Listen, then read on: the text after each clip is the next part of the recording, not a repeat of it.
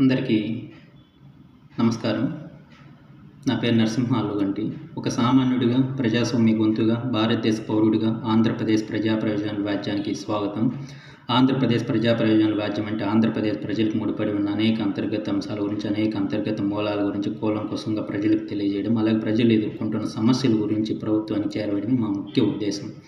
తాజాగా నిన్నటి రోజున అంటే శుక్రవారం నాడున తెలంగాణ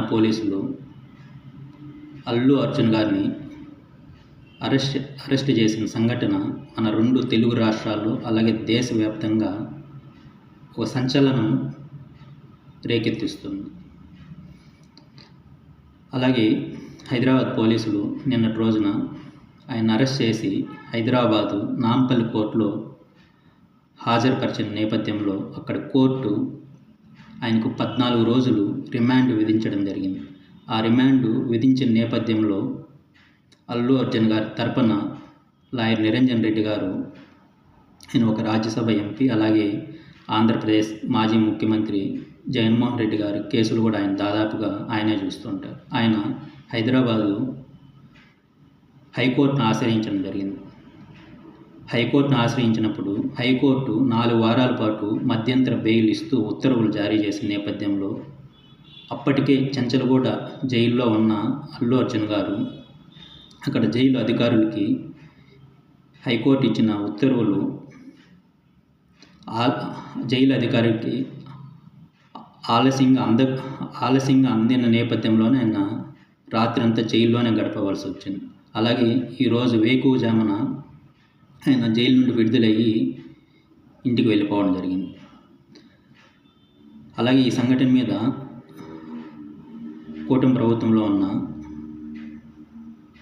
ముఖ్యమంత్రి గౌరవనీయులు శ్రీ పెద్దలు నారా చంద్రబాబు నాయుడు గారు కూడా అల్లు అర్జున్ గారు నాన్నగారైన అల్లు అరవింద్ గారిని ఫోన్లో పరామర్శించి మీరు ధైర్యంగా ఉండండి అని చెప్పడం కూడా జరిగింది. అలాగే చాలామంది ఈ ఘటనని వ్యతిరేకిస్తూ సోషల్ మీడియాలో వ్యక్తపరచడం జరిగింది. అలాగే బీజేపీకి చెందిన కేంద్ర రైల్వే శాఖ మంత్రి కూడా ఈ సంఘటనని, ఈ అరెస్ట్ని వ్యతిరేకించడం జరిగింది. అలాగే తెలంగాణ ముఖ్యమంత్రి అయిన రేవంత్ రెడ్డి గారు ఢిల్లీలో పలు సమావేశాల్లో ఉన్న అక్కడ ఆయన ఈ సంఘటన మీద మీడియాకి చట్టం తన పని తాను చేసుకుంటూ పోతుంది, చట్టానికి ఎవరు అతీతులు కాదు అని చెప్పడం కూడా జరిగింది.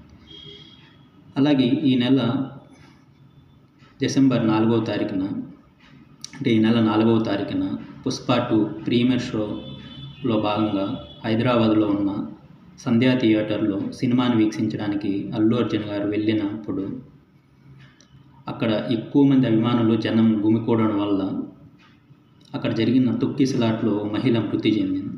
అలాగే ఒక యువకుడు తీవ్రంగా గాయపడడం జరిగింది. ఈ సంఘటనకి బాధ్యతను వహిస్తూ సంధ్యా థియేటర్ యాజమాన్యం పైన అలాగే అల్లు అర్జున్ గారి మీద తెలంగాణ పోలీసులు కేసు నమోదు చేసిన నేపథ్యంలోనే అల్లు అర్జున్ గారిని అరెస్ట్ చేయడం జరిగింది. అలాగే మృతి చెందిన మృతురాలికి అల్లు అర్జున్ గారు స్వయంగా 25 లక్షలు సాయం కూడా ప్రకటించడం జరిగింది. ఈ అరెస్ట్ జరిగిన నేపథ్యంలో కూడా మృతి చెందిన మహిళ యొక్క భర్త ఈ కేసును అల్లు అర్జున్ గారికి ఎలాంటి సంబంధం లేదు, ఈ కేసును విత్డ్రా చేసుకుంటాను అని ఆయన మీడియాకు కూడా చెప్పడం జరిగింది. ఈ సంఘటన ఆల్రెడీ అల్లు అర్జున్ గారు ఒక పెద్ద స్టార్, అలాగే ఎక్కువ మంది ఫ్యాన్స్ ఫాలోయింగ్ ఉన్న ఇలాంటి వ్యక్తిని అరెస్ట్ చేయడం అంటే అక్కడ ఉన్న తెలంగాణ పోలీసులు స్వయంగా తీసుకునే నిర్ణయం మటుకు ఖచ్చితంగా కాదు. ఎందుకంటే అలాగే ఆయన మెగాస్టార్ ఫ్యామిలీకి సంబంధించిన ఒక పెద్ద స్టారు, ఒక పెద్ద వ్యక్తి. అలాగే